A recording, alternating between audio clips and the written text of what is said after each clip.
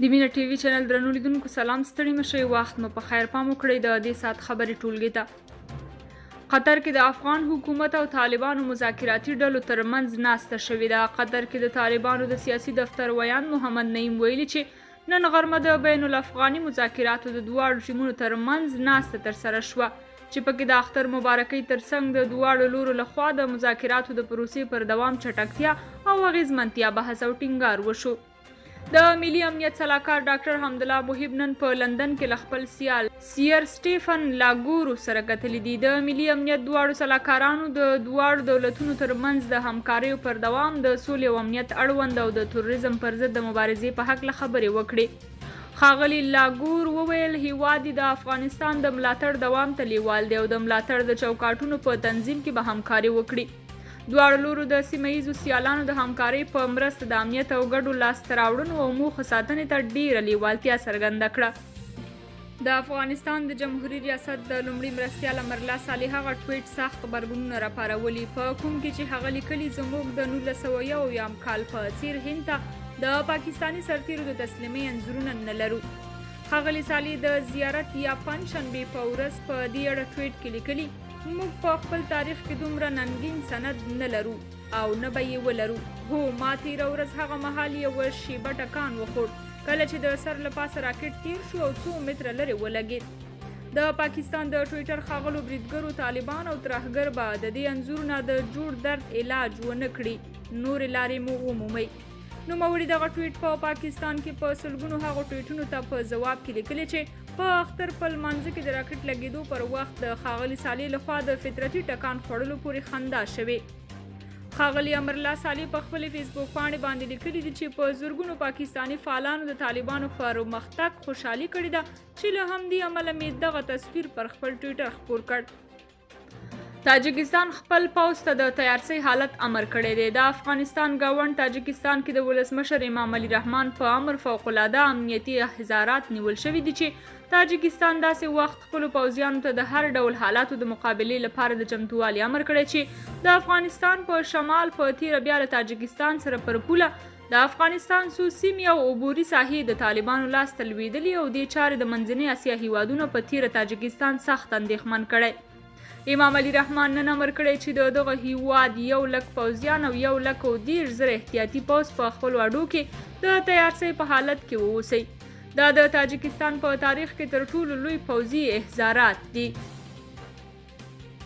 کندهار کې د هوایي برید په ترڅ کې 11 ترهګر طالبان ووژل شول. دفاع وزارت وایي هوایي ځواکونو د کندهار ولایت ژیړۍ ولسوالۍ کې ترهګر طالبان په نښه کړل چې په پایله کې 11 ترهګر طالبان ووژل شول او 4 تنه نور ټپیان شول.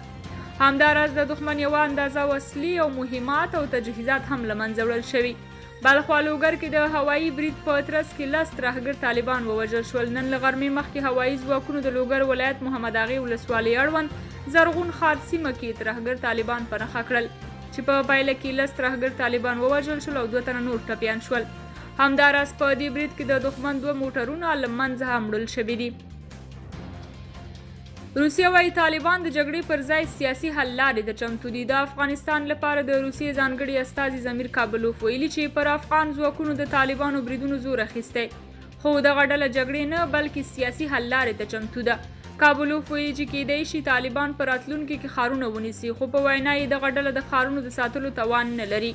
د افغانستان د بهرنیو چارو وزارت د کابلوف د دغو څرګندونو په غبرګون کې ویلي طالبانو د خپلو څرګندونو په خلاف له سیاسي لارې د افغانستان د کړکېچ هواري ته چمتو نه دی.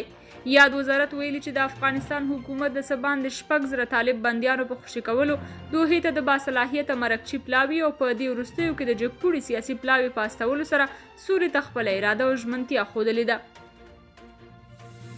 لوید اسټن وایي د ځواکونو وتلو پروسه راتلونکې میاشت بشپړېږي. د امریکا دفاع وزیر لوید اسټن وایي چې د راتلونکې اګست میاشتې تر پایه به ټول امریکایي ځواکونه له افغانستان څخه ووځي. نوموړي ویلي چې د ځواکونو له وتلو وروسته به هم دوی په افغانستان کې کلیدي رول ولري او امریکا به په افغانستان کې خپل ډیپلوماټیک حضور او د افغان ځواکونو ملاتړ ته ادامه ورکړي.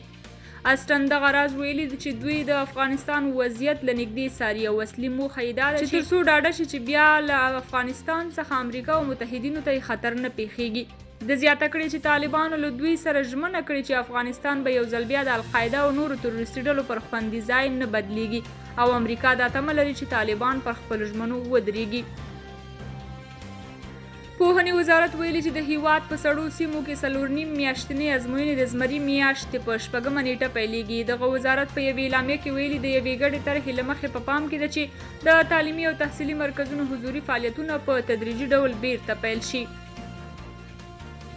هیواد کې د کرونا وبا 192 تازه پیښې ثبت شوي دي. روغتیا وزارت وایي چې په تیرو 24 ساعتونو کې د کرونا وبا 192 نورې مثبتې پیښې ثبت شوي چې په دې سره په ټول هیواد کې پر کرونا وبا د اخته کسانو ټول شمیر 144,600 تنو ته ورسید. دغه وزارت د ویان مرستیال میرویس علیزي ویلي چې په یاده موده کې له دې وبا څخه 110 تنه مړه شوي او 206 تنه بیا بیرته روغ شوي دي. په دې سره د مړو شمیر بیا 6,355 او د رغېدلو کسانو شمیر بیا 9,902 تنو ته ورسید.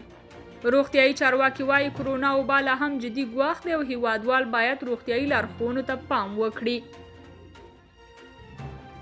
د هاوان مرمۍ لګېدو له امله 7 ماشومانو ته مرګ ژوبله اوښتې. د ننګرهار ځایي چارواکي وایي چې دغه ولایت د سپینغر ولسوالۍ اړوند د مامندرې سورقمر بازار سیمه کې د هاوان مرمۍ لګېدو له امله 7 ماشومانو ته مرګ ژوبله اوښتې ده.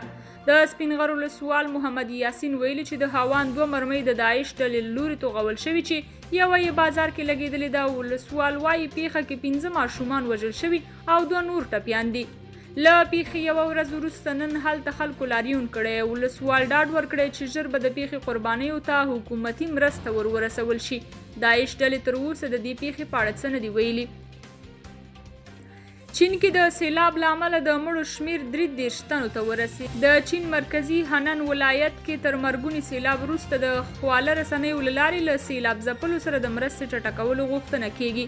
د هنن په ژنګژو ښار کې تر چهارشنبې پورې د 3 ورځو باران دغه ولایت تر ټول کلنۍ ورښت سره برابر دی او له امله یې تر 33 کسان مړه شوي. په مړو کې 12 کسان هغه مسافر دي چې ژنګژو ښار کې مټرو کې سفر کاوه. له ګڼ باران وروسته سیلابي اوبه د ریل ګاډي تونلونو ته ننوتې دي. په یوه خپاره شوي ویډیو کلیپ کې لیدل کیږي چې له ځایي وخت سره سم مازدیګر مهال د یو ریل ګاډي مسافرو په واګونو کې د ډنډ اوبو په منځ کې هسک سرونه ولاړ دي. باراني اوبه د ریل تمځای ته هم رسیدلې دي. هن ایالات کې چارواکي وایي د دې سیمې د اورګاډي تګ راتګ له تونلونو 1500 ایسار کسان ژغورل شوي دي. درنو کتونکو د دې ساعت خبري ټولګه تر همدې ځایه وه. تر بیا نورو خبرونو خوشحاله شئ. بې ولرئ د الله په امان.